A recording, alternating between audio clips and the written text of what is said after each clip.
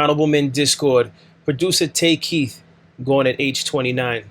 Let's talk about it. How you see yourself is how you perceived. I see a man strong, gifted, head strapping, never down on his knees, begging. Gotta make a way, even in my darkest hour. Say the odds against me was new. I would never cower. As always, welcome back to another episode. If you haven't already, hit that like button, hit that subscribe button. Tell a friend and tell a friend. I drop episodes daily at 5 p.m. Eastern Time. So, producer Tay Keith, who I know him from the Sicko Mode track off of Travis Scott's 2016 album. I'm sorry, 2018 album, Sicko Mode. I understand that he's produced other records, but that record was my favorite production from him. And at the time, I did not know that he produced that record. But when I was going through his discography and I saw Sicko Mode, I was like, I really love that record. Phenomenal producer. I waited some time before reporting on this because I wanted to, hopefully by the time I decided to cover it, they'd have some detail as to cause of death. Because age 29, you got to wonder what exactly happened. But it's just a sad loss for the music industry. Such a young age. But I'm going to get into this news report, and then I just only have two other things queued up, and then we'll talk about it further. But just a sad loss for the industry. It seemed like a bright young man who had plenty more hits to make. It's just way too early at 29. He was just warming up. But let's watch this news report, and then we'll talk about it further. Okay, during his senior year, when he had already, I got to know Tay during his senior year when he had already created a name for himself. Lots of people were telling him, hey, you're already working with Drake and Travis Scott. Why are you finishing a degree? But it was so important to him. He had promised his mother that he would earn a college degree. He was the first to graduate from college in his family. In December 2018, the month he graduated, he also had a #1 record with Travis Scott and a Grammy nomination. So, he already had a career that people were envious of before he graduated. And after he graduated, he just soared to become Billboard's Rap Producer of the Year. I was proud to name Tay Keith an honorary professor. And I think it's only fitting because, he embodied the characteristics that we want our students to have. He, first and foremost, he was a really good man. Even if he hadn't had all this international success, he was a good person. And he was so dedicated to MTSU and our students. And MTSU always has a presence during Grammy Week in LA, and he would always come by our party and give advice to our students. So it was only fitting that he was an honorary professor. So, we're all just shattered and devastated, and we all loved him so much here. And, students came to MTSU because this is where Tay Keith studied.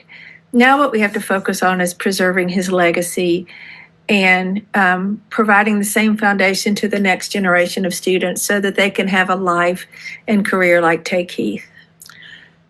People saw themselves a lot, like in Tay, and like that their success, particularly I think a lot of like Black students at MTSU and like from Memphis saw that like success was possible.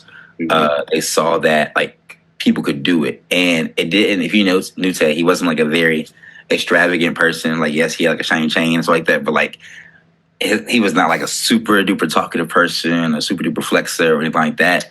Like you can be good and be successful like off just like your talent. You don't have to do like all the tricks and things of that nature. But I think like representation was what I was looking for. Representation. I think people saw a lot of themselves in Tay and saw that like if Keith can make it, I can make it. He had these like attachment to not just like hits, but like superstars like Beyonce and Drake, like people that are like household international names that it go beyond just like he has a hit single. Like you worked with Beyonce, you worked with Drake, I spoke to Tay not long ago. I'm originally from DC, and Lizzo has a new song on her album. It's called Pretty Girls, and it samples a go-go band that I grew up listening to. So to hear someone I went to college with take the sample that I grew up with in DC and have it with the hit artist, it just really like just reminds you that like the dream is like so real, and to keep pushing. I think that's the thing that people will miss the most, is that like when they saw Take Keith, they saw that they could be successful. They saw that it's possible. So before I go into this next thing, which is just a clip of him in various events, at age 29, to be Grammy nominated and to have worked with Drake, Travis Scott, Eminem, 21 Savage, Lil Baby, Gunna, J. Cole, Metro Boomin, DJ Khaled, Migos, all right, Lil Nas X, Miley Cyrus, Cardi B, Doja Cat, Jack Harlow, Blockboy JB, excuse me, Key Glock, Moneybagg Yo, Black Youngster, NLE,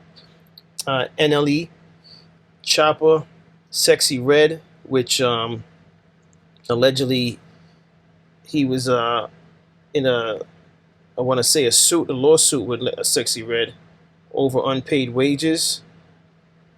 But I'll get into that later. Megan Thee Stallion, Polo G.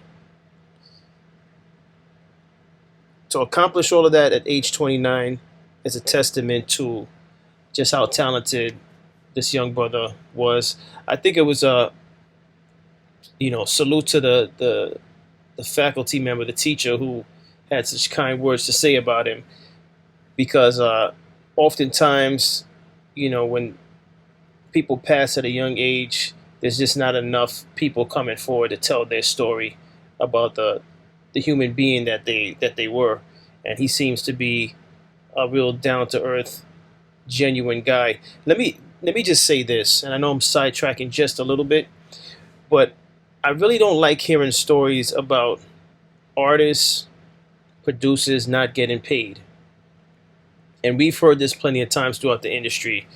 For the life of me, I just don't get it. I don't know how it's possible.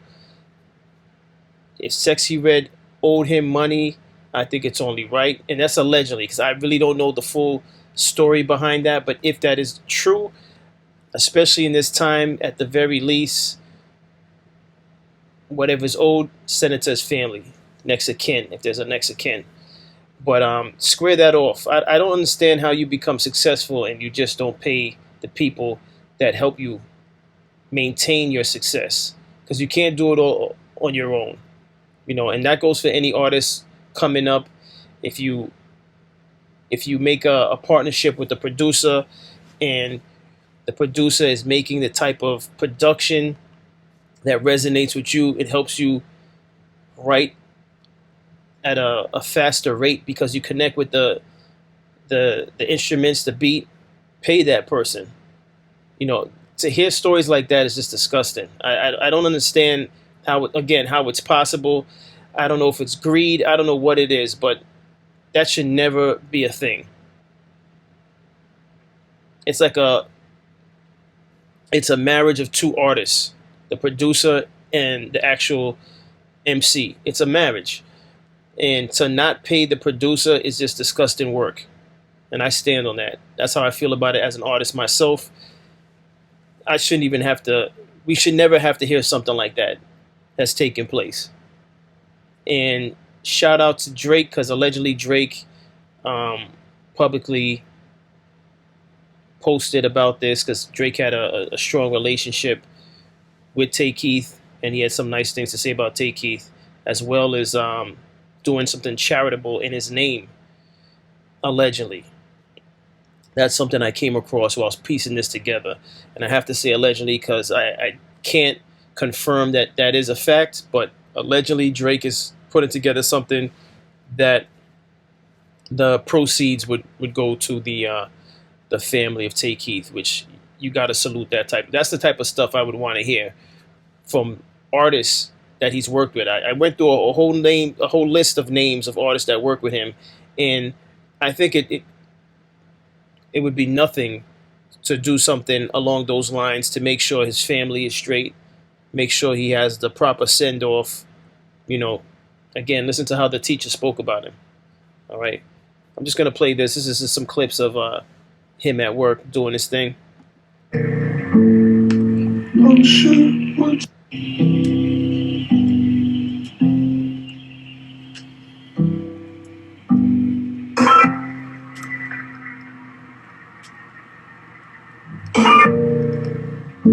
All right, that was short. I just want to say this, and as a New Yorker, and I don't know if non-New Yorkers, excuse me, can relate to this, but as a New Yorker, it doesn't take long for me to look at an individual. I don't know Tay Keith personally, but just from the video, he seems like a heavenly soul. He seems like a down to earth, genuine guy. Does not seem like the type of person that you would not want to pay. You should be paying anyone that contributes to your craft, but doesn't seem like that type of person that you would do that to. So I really hope whatever money is owed to him is makes its way over to his family. I get rested, go outside, and I spit it with the guys.